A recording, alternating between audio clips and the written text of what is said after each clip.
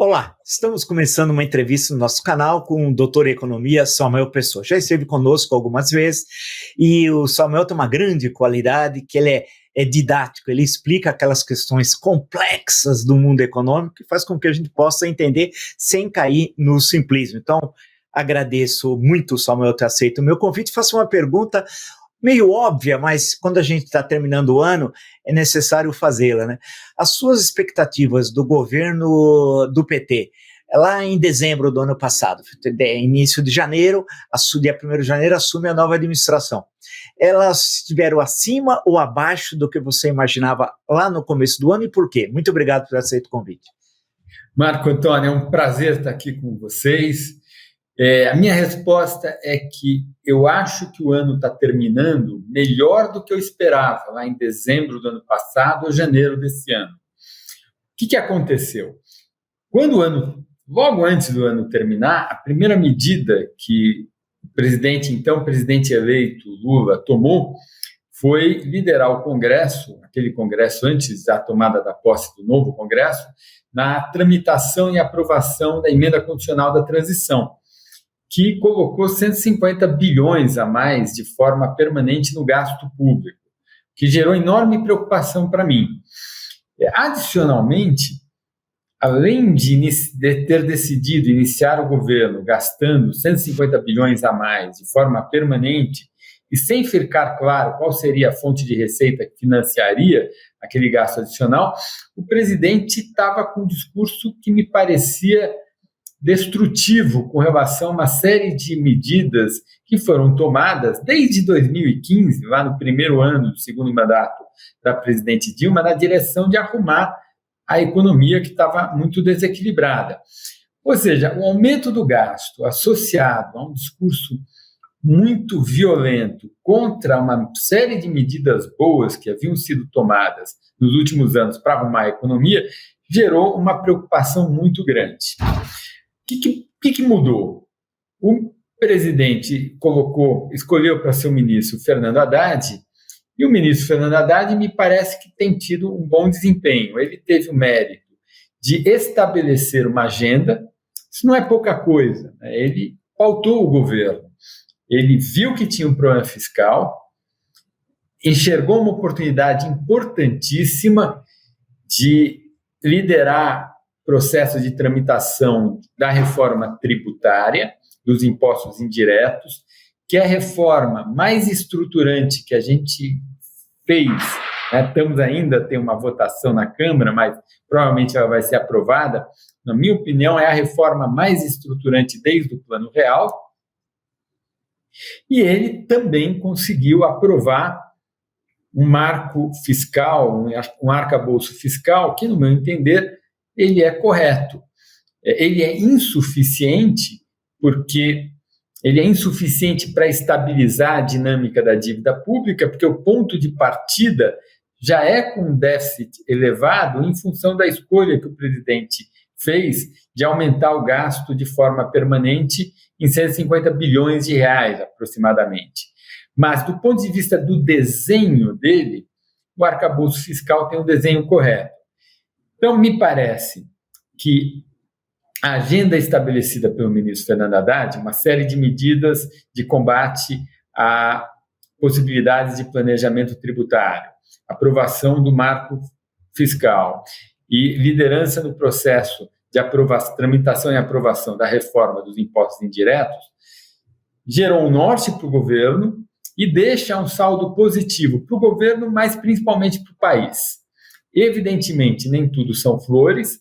O problema fiscal persiste, porque um conjunto de medidas que foram enviadas pelo ministro para o Congresso para combater oportunidades de planejamento tributário, para explorar algumas bases tributárias que não estão sendo exploradas, como jogos eletrônicos e importação de pequeno valor, essas medidas provavelmente elas não terão um impacto tão elevado quanto as pessoas da Receita Federal imaginavam inicialmente, e, portanto, teremos um déficit pesado esse ano, e o déficit primário, o déficit fiscal, deve se reproduzir nos próximos anos.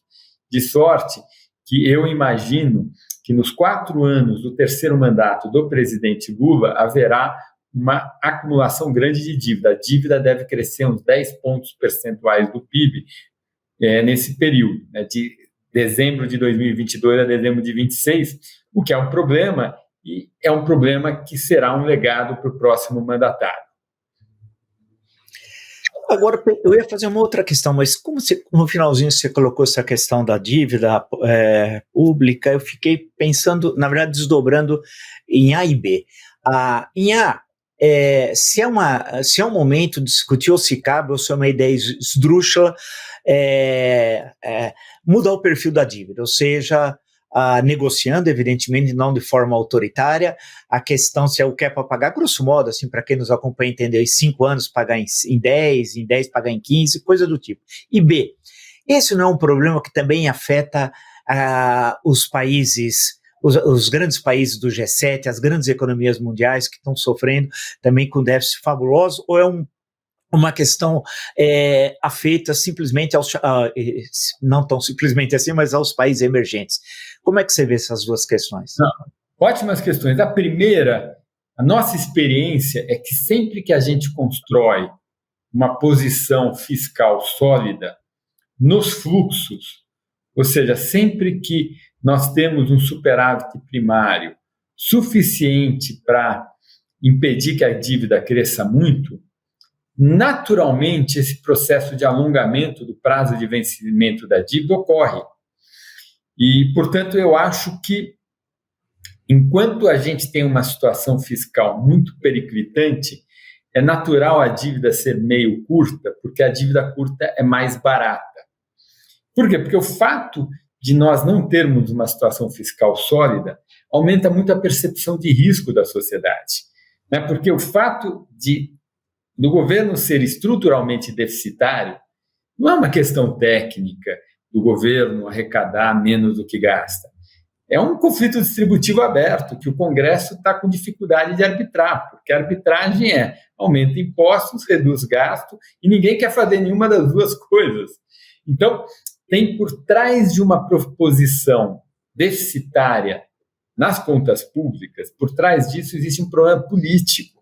E esse problema político gera incerteza. E essa incerteza torna o aumento do prazo de vencimento da dívida muito caro.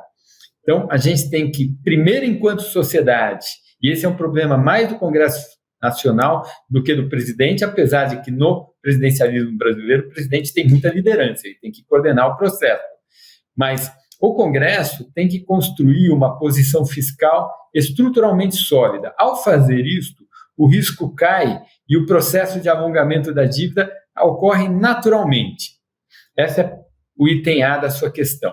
O item B da sua questão é o seguinte: é verdade que os países desenvolvidos têm dívidas muito elevadas também.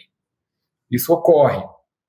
Mas há uma diferença estrutural entre nós e os países desenvolvidos que têm dívidas elevadas, que é o custo da nossa dívida é alto. E tem motivos estruturais que explicam esse custo mais elevado. Por exemplo, se nós compararmos o Brasil com o nosso entorno, Chile, Peru, Equador, Colômbia, México, nós veremos que a taxa de poupança brasileira, com proporção do PIB, a poupança doméstica, é uns 5 pontos percentuais do PIB menor no Brasil do que no nosso entorno. Também os gastos públicos são bem maiores aqui do que no nosso entorno.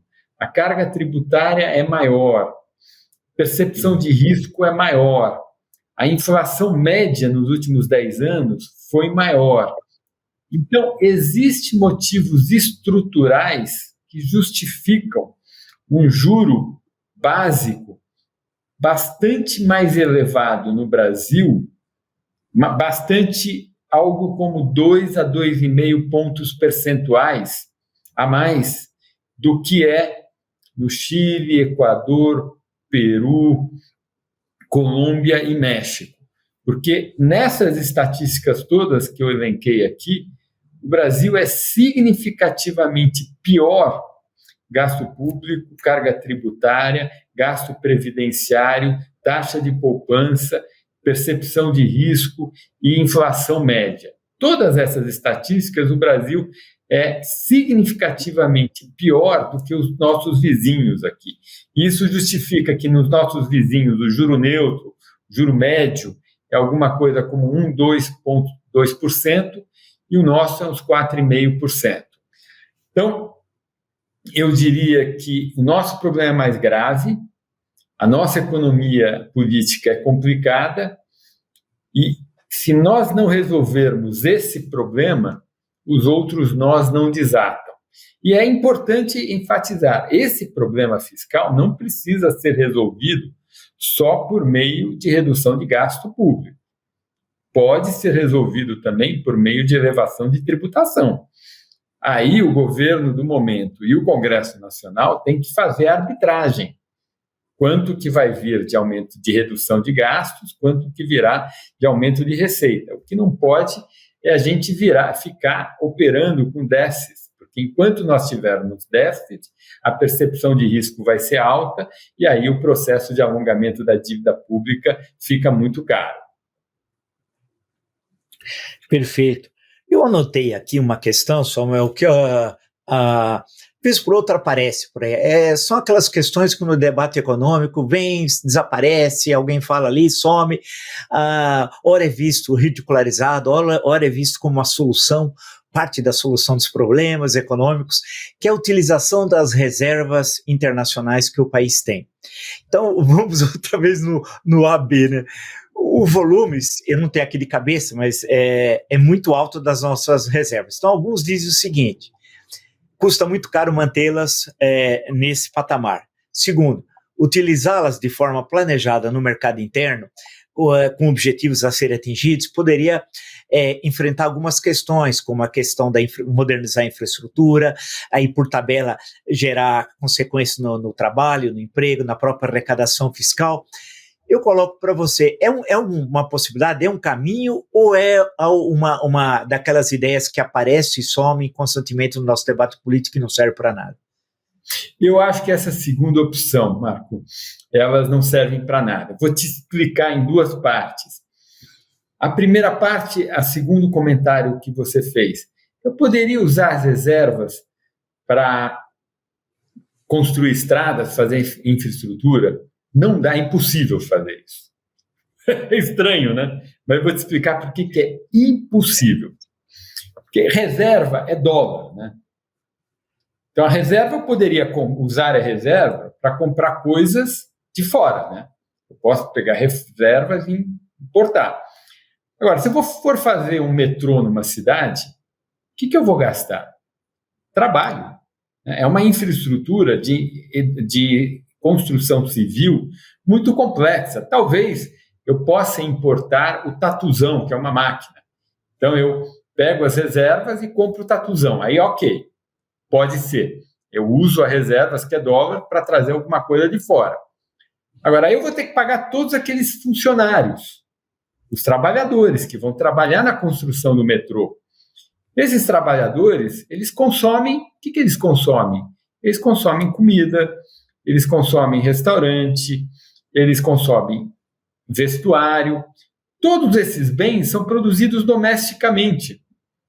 Eu vou ter que transformar esse dólar em real para dar salário para as pessoas. E as pessoas vão consumir aqui dentro. Ao fazer isso, eu valorizo o câmbio.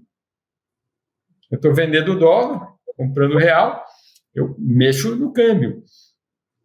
É mais ou menos assim. Vamos supor, lembra que tinha aquela ideia de usar o fundo do pré-sal para colocar na educação? Sim. Não dá. Eu pergunto para você, professor come petróleo?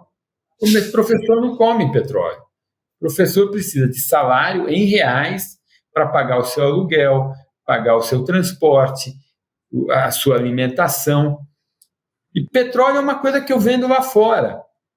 Então, eu não consigo transformar petróleo em serviços, porque serviços é alguma coisa de oferta doméstica. E se eu vender petróleo para transformar em reais e gastar em serviço aqui dentro, eu vou gerar doença holandesa, eu vou gerar valorização do câmbio. Se a economia tiver a plena carga, vai gerar problemas.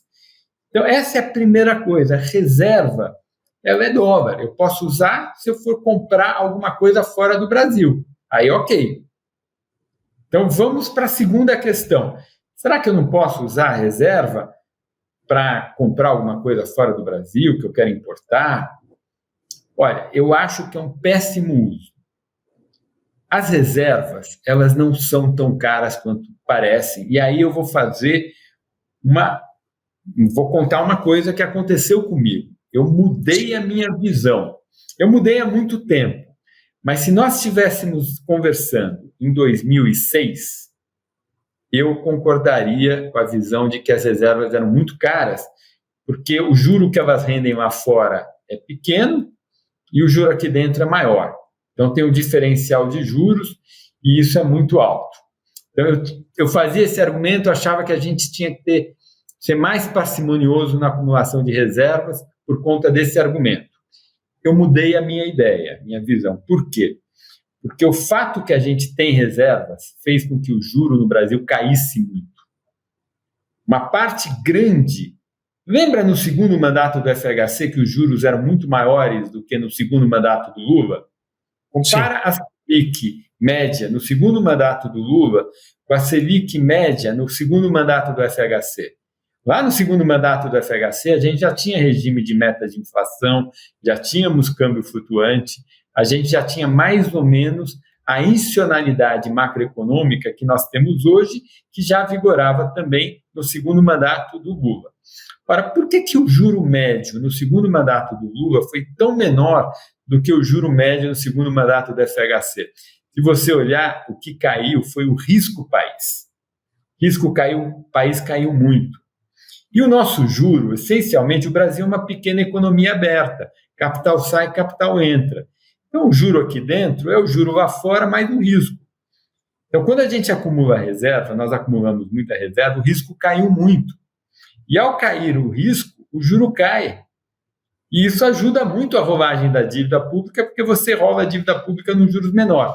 Aí vem a pergunta, mas Samuel, por que acumulando reservas internacional o risco caiu tanto? Pelo seguinte motivo: a reserva internacional é um seguro espetacular. Porque o que a reserva faz? A reserva é um ativo do governo e é um ativo denominado em dólar. Vamos supor que acontece alguma coisa ruim aqui dentro. A percepção de risco aumenta aqui. Qual é a primeira reação? O câmbio nosso, a nossa moeda fica mais fraca.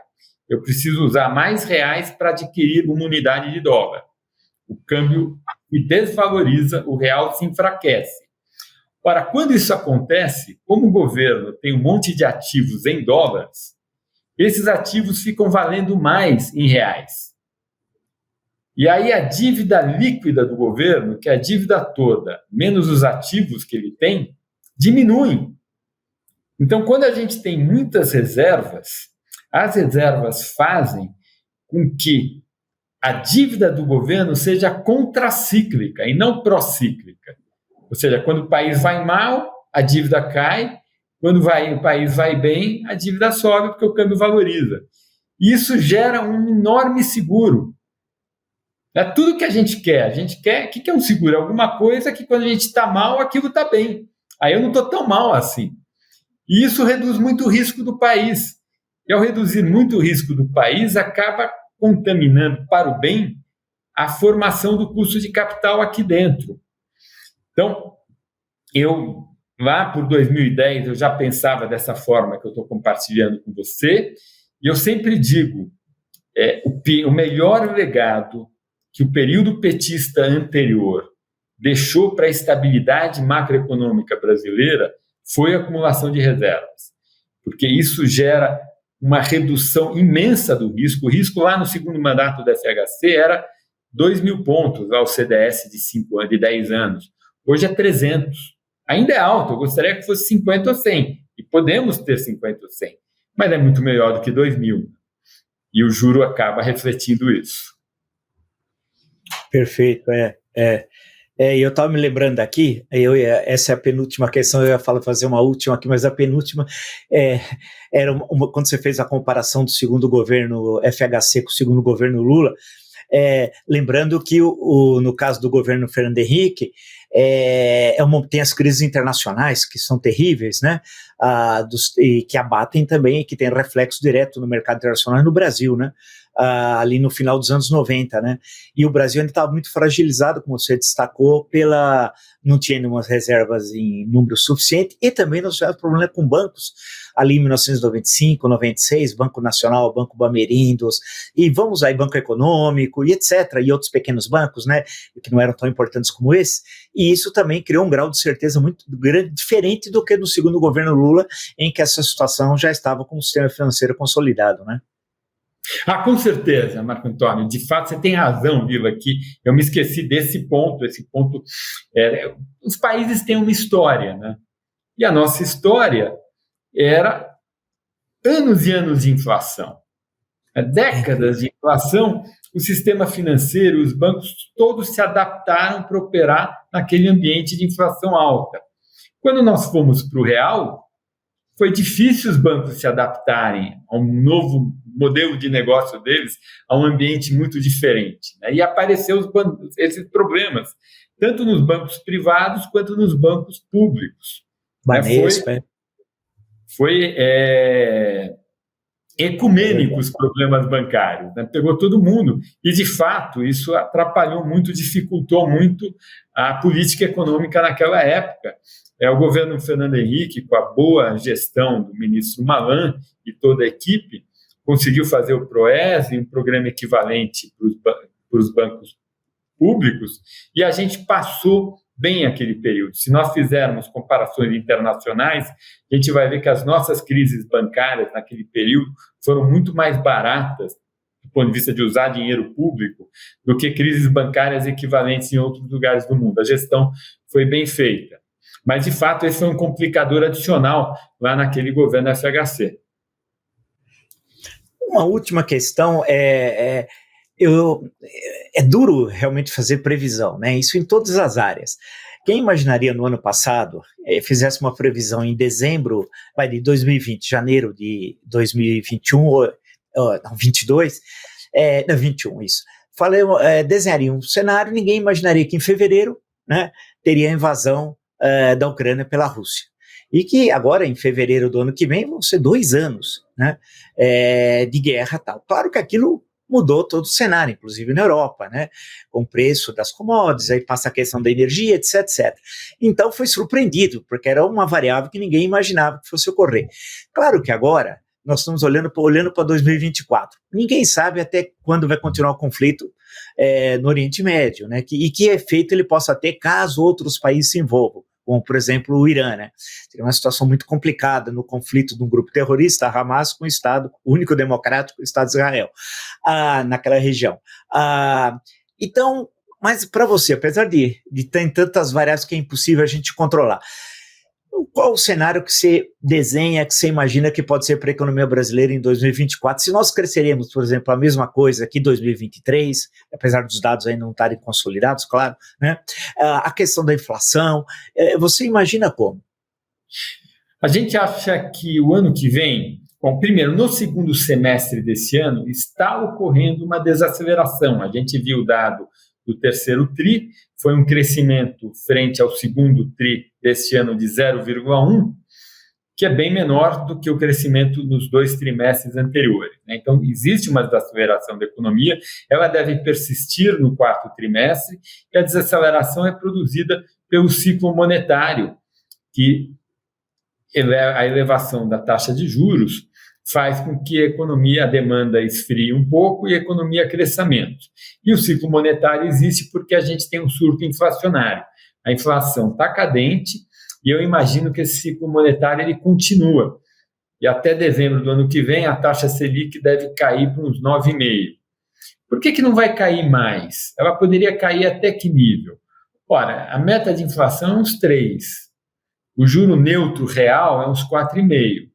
Com 4,5%, com 3%, dá uns 7,5%, 8%. Então, ela poderia cair até 8% e não parar em 9,5%. Mas eu imagino que nós teremos, nos próximos anos, uma política fiscal mais expansionista. O presidente Lula já deu demonstrações que o desejo dele é esse. Então, eu prevejo que não só para o ano que vem, mas para os 2 anos subsequentes, que a política fiscal seja mais expansionista e nós tenhamos, portanto, um padrão de política macroeconômica que é parecido com o que ocorreu no segundo mandato do presidente Lula.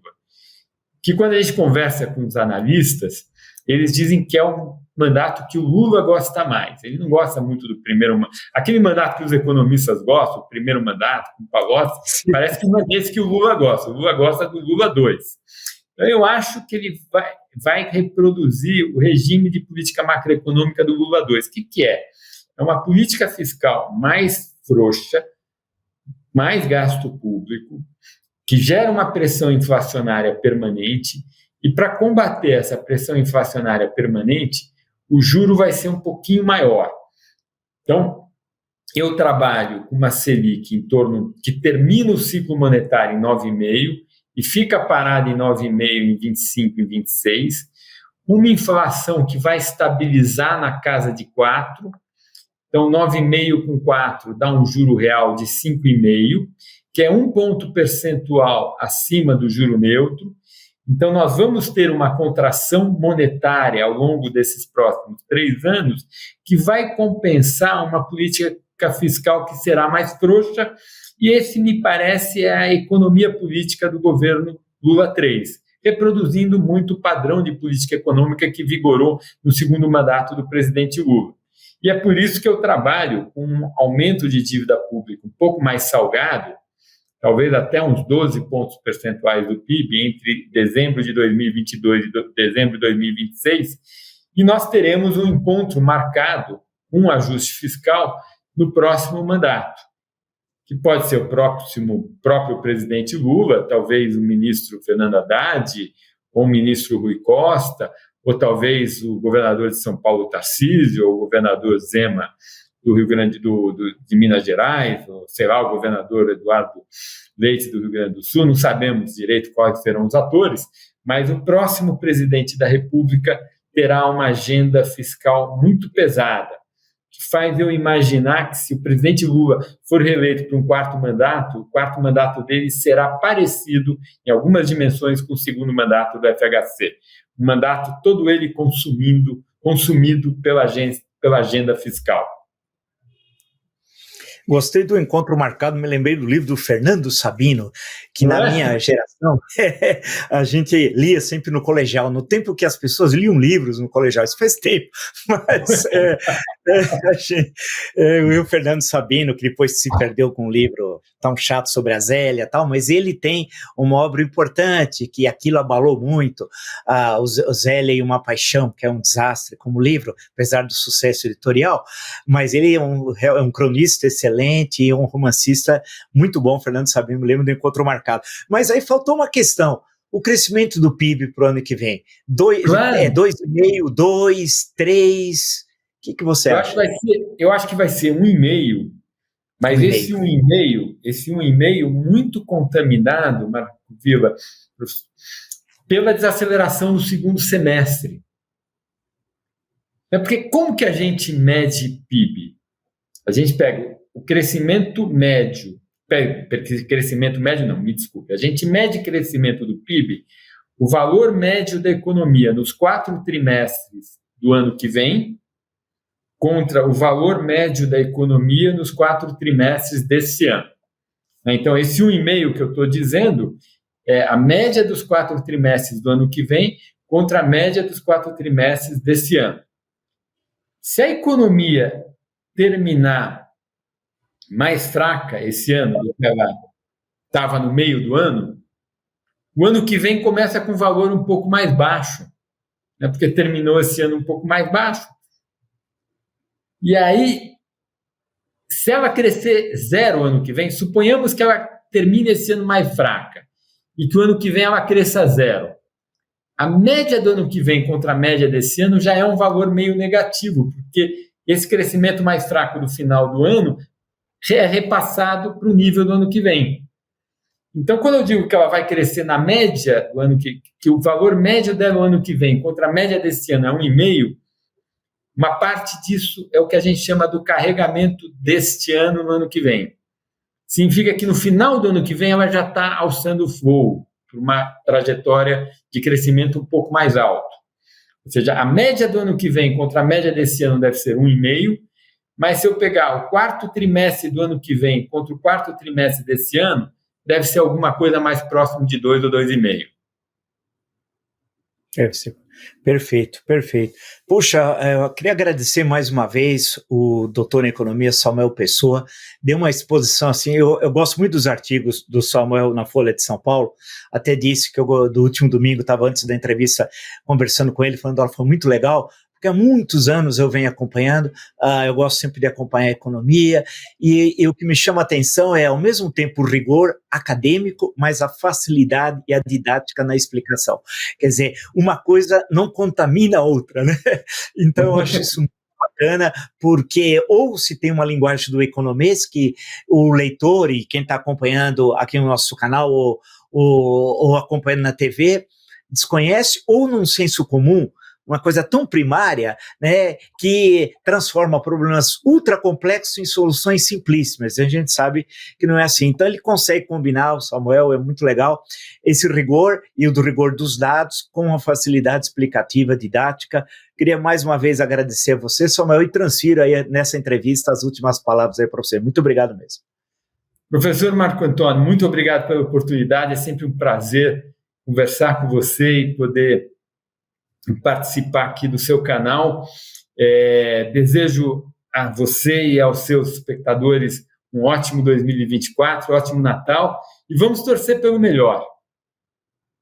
É isso. Valeu. Abraço, então.